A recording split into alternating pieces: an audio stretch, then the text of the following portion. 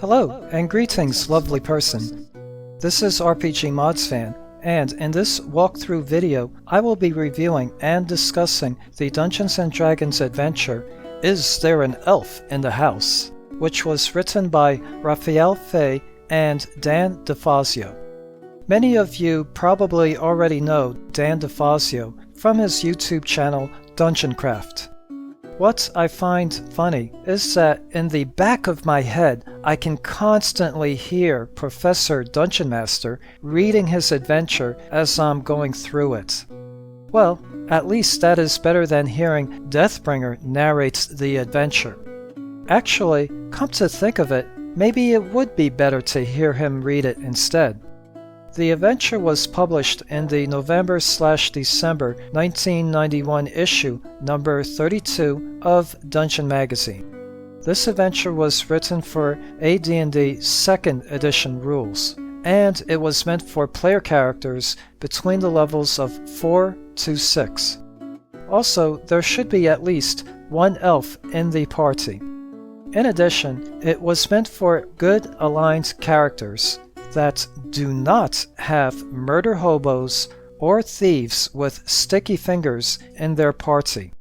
Otherwise, if they do, I would suggest the Dungeon Master to skip over this adventure and not run it. The Is There an Elf in the House adventure is not a dungeon crawl. Instead, it is an event-based adventure, and it is heavily weighted towards role-playing instead of combat. As the opening paragraph of the adventure writes, Rafael and Daniel were college students when they wrote this. Back then, they had lofty ambitions to become game designers at TSR. Why stop there? Why not shoot for being the VP of D&D? Although I was aware that Dan DeFazio wrote adventures for Dungeon Magazine, I must confess that I did not research which adventures he wrote or co-wrote. Then he released his 4 Pro Secrets for Designing Better D&D Adventures, and from the screen I could specifically see which issues of Dungeon Magazine he wrote for. Hence, the genesis of the idea of doing this video. In his video, he outlines the 4 elements any good role-playing game adventure or module should have. In this section of the video, I will briefly go over the objective and location of the adventure. In the spoilers section, I will expand into the other elements of time limit and villain. Season-wise, the adventure takes place in wintertime. It takes place in a region mainly settled by humans, and where harsh winters can occur. Yes, I know it may seem that I am going out of order when it comes to the RPG's story elements. However, I feel it necessary to describe the setting's background before I can explain the objective. In any case, any further details and/or maps of the location will be discussed in the spoilers section. Anyway, the adventure is generic enough to be placed in almost any campaign setting. The player characters start, surprise, surprise, at an inn, where they are eating breakfast. The inn is in a town called Makel. A prosperous-looking merchant in his mid-50s walks into the inn and approaches the player characters. He introduces himself as Tarius Blanc. He asks the party to urgently deliver a small package to Faustman Manor that is a day's journey away. He offers 1,000 gold pieces for the quest, which I think is a ridiculously high amount for this simple delivery job. Anyway, if they accept the quest, and I am assuming they do, Tarius will pay 500 gold pieces in advance, and then says they will be paid the rest upon delivery. as long as the package is not opened or tampered with in any way. When questioned, he will say that the package contains a curative. Tarius will say that a wealthy noble and a good friend of his, Lord DeFazio, Lord Albert Andreas Falsman, has fallen gravely ill, and that the contents of the package will help him recover. So, the plot hook or adventure hook of this adventure is the proverbial delivery quest. It is to deliver a small package that contains a curative for Lord Faustman to his manor by nightfall. Delivering the package untampered is also the MacGuffin of the adventure. I think an excellent name for the party would be MacGuffin Delivery Services. The name Faust comes from a German legend where the protagonist, Dr. Faust, makes a pact with the devil for knowledge and worldly pleasures. Over the centuries, there have been many varying adaptations of the legend. However, I could not find one that matches up neatly with the adventure's storyline, including Thomas Mann's 1947 adaptation. So, perhaps the name Falsman was meant as a shorthand way of describing the character in the adventure. Perhaps Albert Falsman made a deal with the devil Mephistopheles to gain his wealth, his knowledge, his title, and a young, beautiful wife. I am Mephistopheles, and RPGmodsFan made a deal with me to do these videos. He will now be discussing the adventure itself, and this video will contain spoilers. Unless you are a dungeon master who will be running this adventure for their players, or are a player who already played through this adventure and are watching this video for nostalgia purposes, I would suggest not to watch the rest of this video, unless you want to make a deal with me.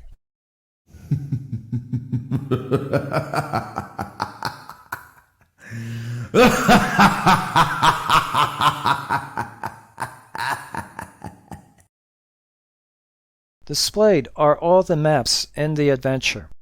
Location and setting-wise, the adventure takes place in a 2-story haunted mansion with a hidden torture chamber in its bowels or lower level. The player characters arrive by 8 p.m. and the snowy weather is turning into a blizzard. The manor will be snowed in for the next 3 to 6 days, trapping the player characters inside during that time. Many player characters are probably wondering why Tarius does not deliver the package himself. At first, he will reply that he is a very busy man. If pressed, he will say that the manor is haunted and that he has only been there once, and that he is too afraid to go back there. The curative that is in the package is a jar of Kyotum's ointment. Is There an Elf in the House is an event-based and a role-playing adventure. It is combat light. What is important is the player characters' interactions with the adventure's cast of characters. The events will soon unfold like a murder mystery. So, before I can go over the timeline of events, it will be important for us to get familiar with the NPCs of the adventure first. Lord Faustman is now in his late 50s. Because it was haunted, he was able to buy the manor for cheap 5 years ago. Weeks ago, he fell ill into a mysterious ailment.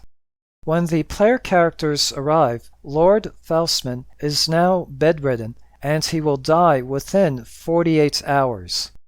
One application of the Kyotum's ointment will cure him. Lady Cynthia Fossman is young. She was 20, and Lord Albert Fossman was 52 when they got married. Huh, Professor Dungeon Master, I never knew you were a perverted, dirty old man like me.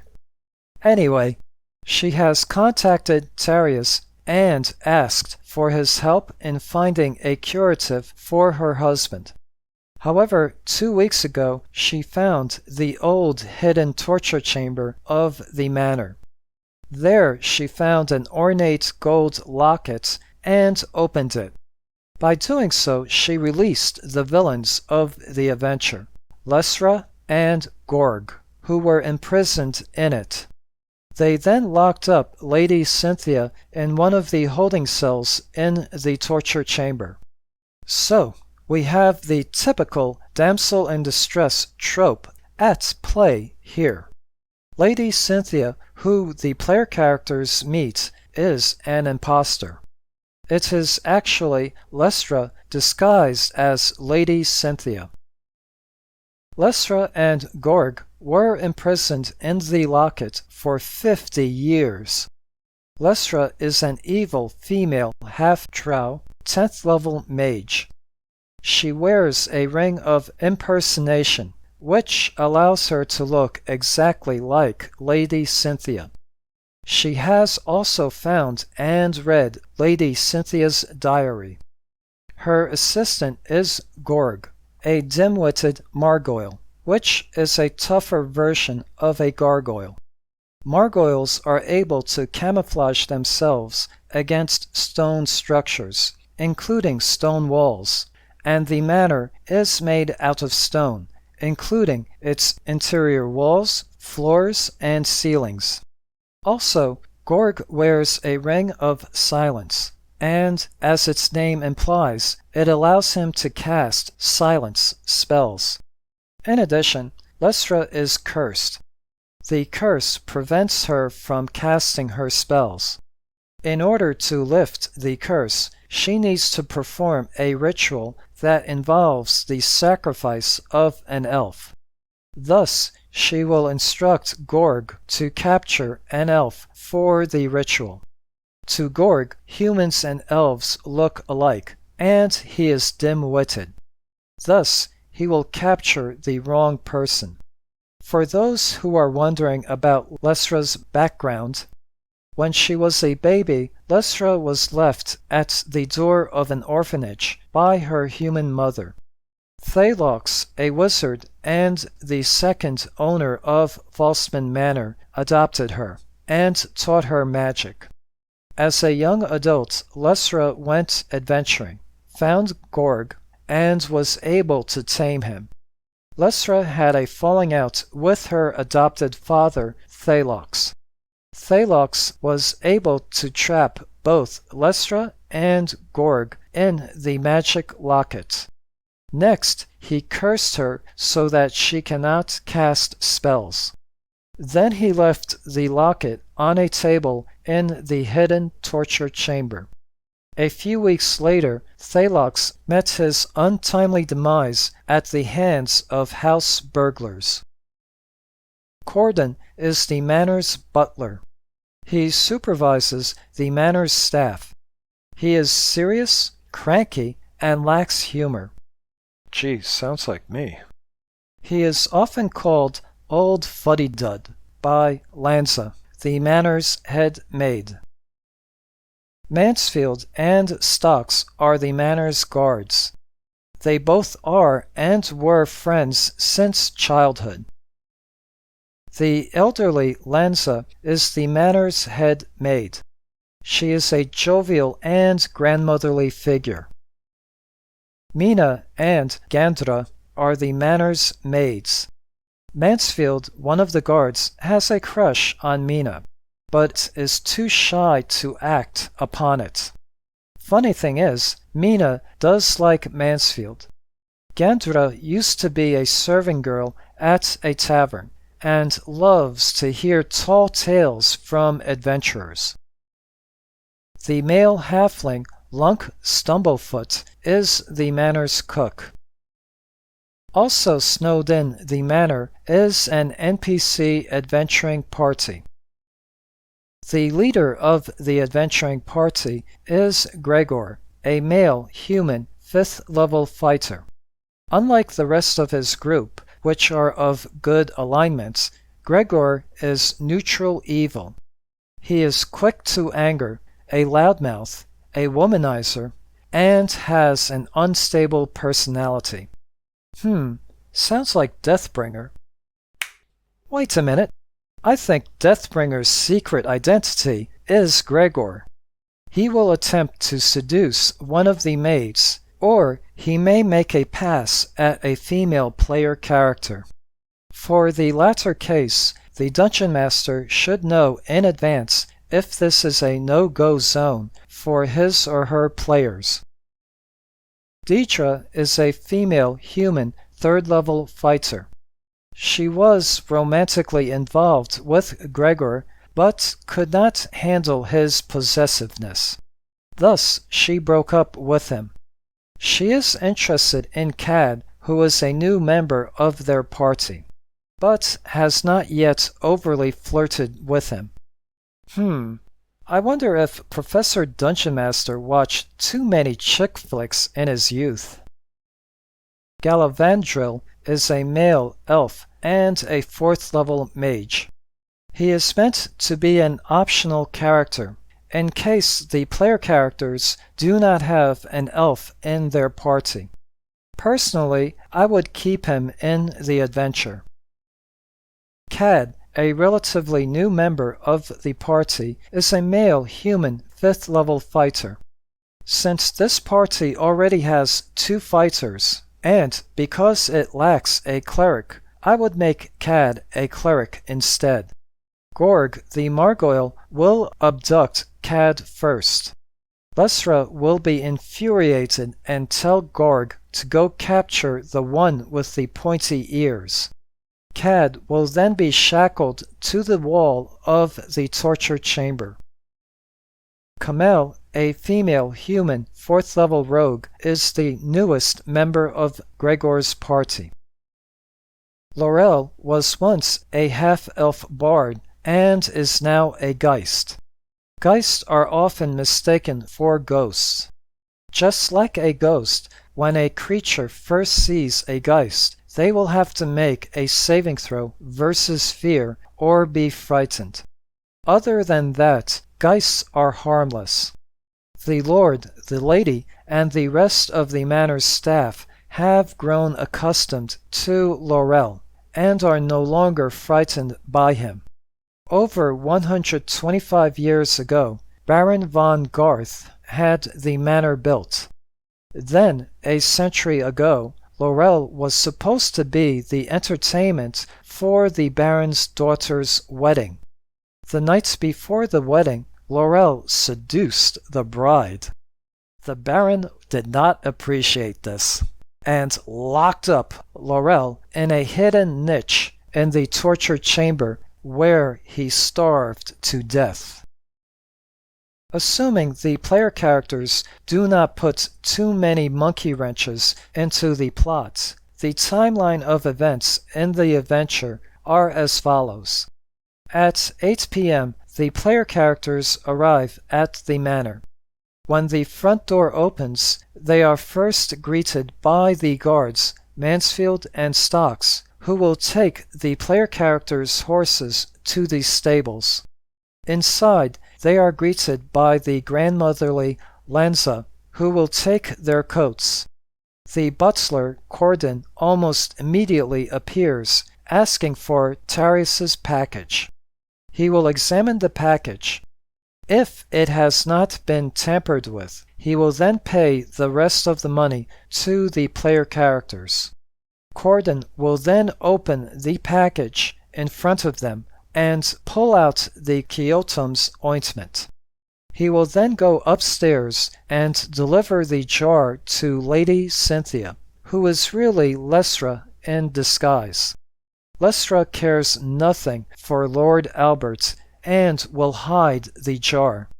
Meanwhile, downstairs, Lanza escorts the player characters to the dining room, where they will meet with Gregor's adventuring party. After dessert is served, Lesra, disguised as Lady Cynthia, appears, thanks the player characters for delivering the curative, and apologizes on behalf of Lord Albert for not being strong enough to greet his benefactors personally. By 10 p.m., dinner is finished. Lenza starts clearing the table and instructs everyone to go upstairs. When they get upstairs, the two maids will escort Gregor's party and the player characters' party to their rooms. At 11:40 p.m., Gregor makes a pass at one of the maids by groping her, leering at her, and using cheesy lines such as, "Hey, sweet cheeks, are you a necromancer? Because you sure are making my bone rise. Why don't you come back to my room and I will show you my immovable rod." The maid then slaps him in the face. Enraged, Gregor goes back to his room to get his dagger. If it was me, instead of getting angry, I would have said, "Oh, baby, hit me one more time." Some men have no clue about women, and Gregor is one of those men. When Gregor again finds the maid, she is outside of the linen closet. He then brutally murders her, stuffs her body into the closet, and returns to his room. At 12:10 a.m., Cad is asleep in his room. Gorg mistakes Cad to be an elf and uses his ring of silence so that their struggle cannot be heard. Gorg subdues Cad and stuffs him into a bag of holding. If this adventure is being run in 5e, the Dungeon Master should use an alternative means of transporting the body. Because in 5e, breathing creatures cannot survive too long inside a bag of holding. Perhaps the locket could be used instead. While all of this is happening, one or more of the player characters will be visited by Laurel.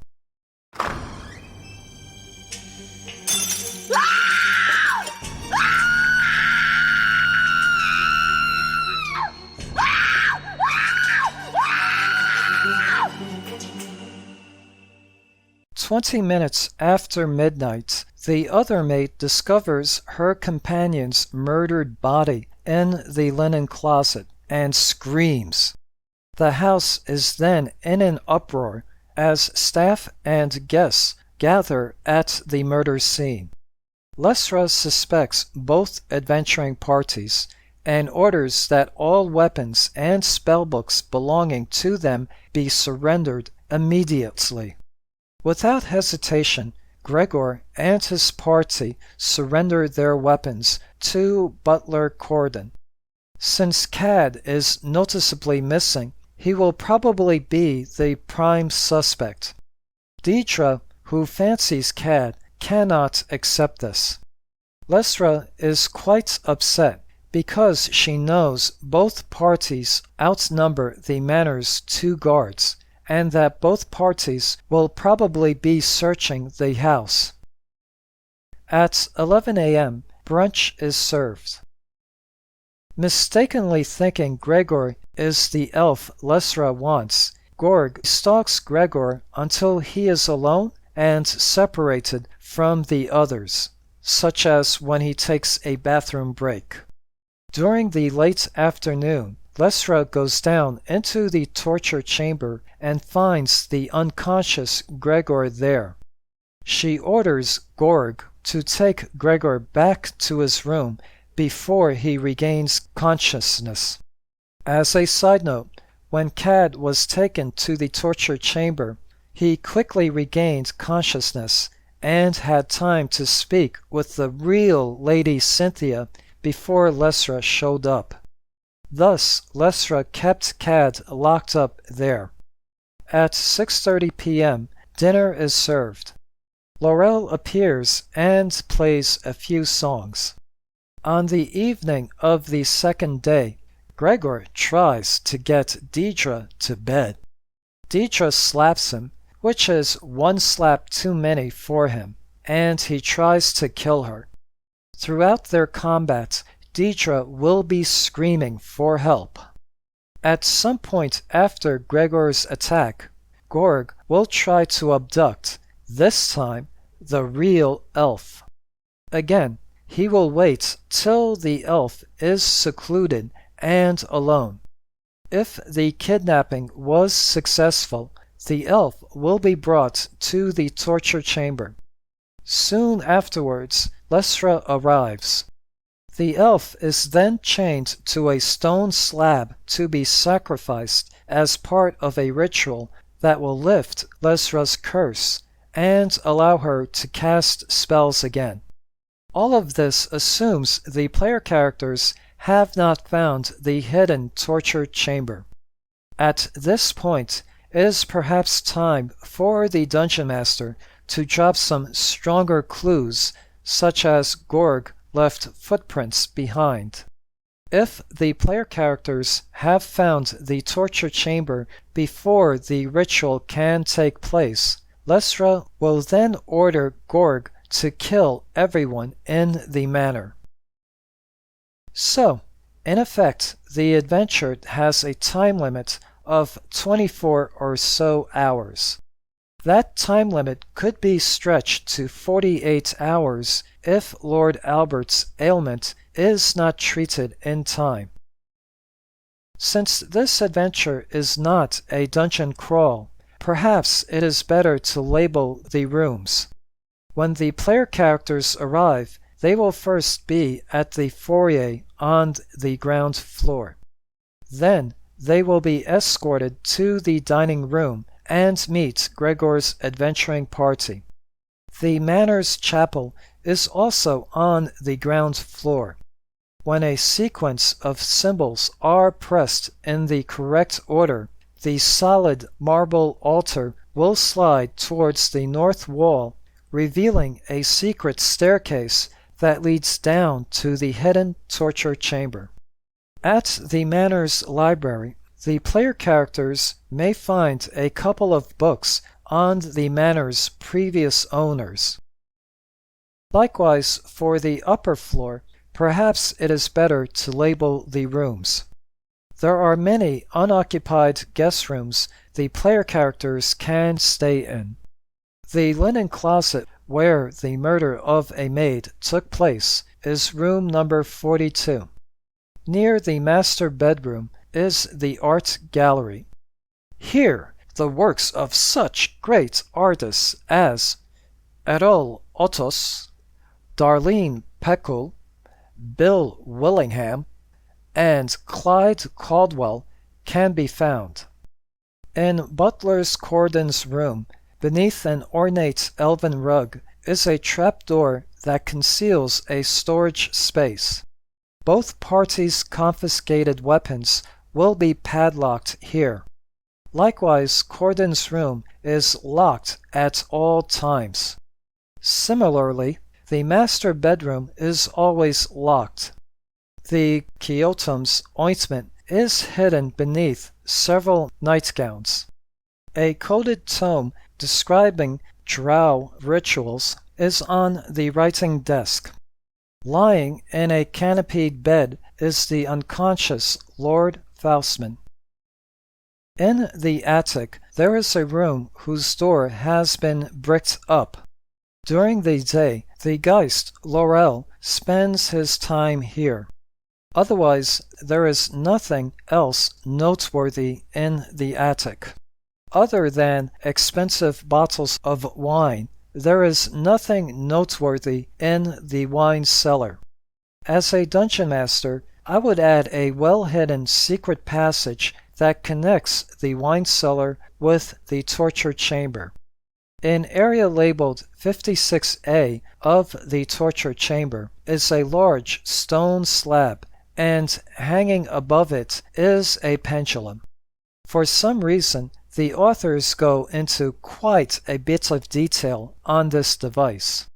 On the side of the stone slab is a secret door that slides back, revealing a cramped secret compartment. Stuffed inside are the skeletal remains of Laurel. If it is given a proper burial, Laurel's spirit will finally be able to rest in peace. Shackled to the south wall is Cad. Lady Cynthia is locked up in Cell C and is in a very weakened state. At area labeled B is a large stone altar. If Gorg has managed to capture an elf, it is here where Lesra will perform the ritual and sacrifice the elf. The adventure is considered concluded when the player characters have rescued Lady Cynthia and defeated Lesra and Gorg. Hopefully, they have also managed to cure Lord Falseman in the process. I personally like this adventure. It works well as a self-contained side quest. Hello again. This is Mephistopheles. Subscribe to this puny channel and click the bell icon so that you can hear more about RPGs from this arrogant fool.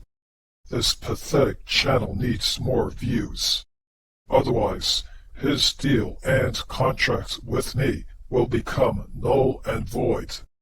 Damn, I should have read my own fine print. Thank you for watching. Hope this video has been informative and entertaining. Till next time, this is RPGmodsFan saying cheers, have a good day, and goodbye.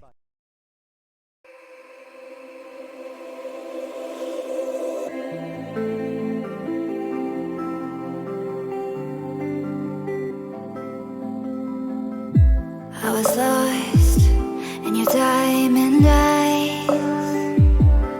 Oh, but then they turned to ice.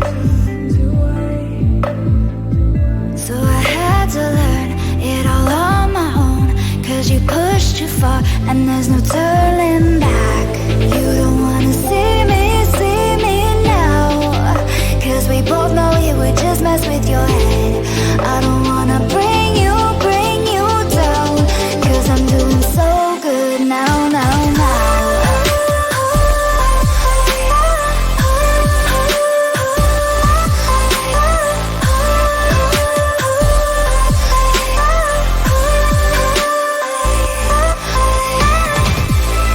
You don't wanna see me now, 'cause we both know it would just mess with your head.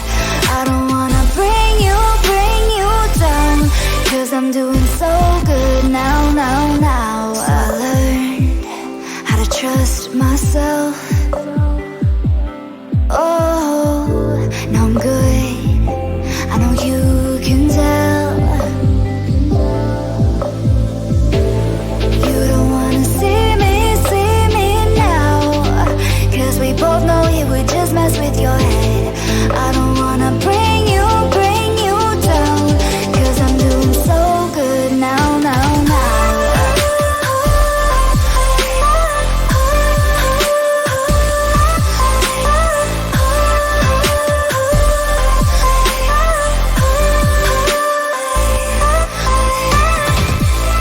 You don't wanna see me now, 'cause we both know it would just mess with your head.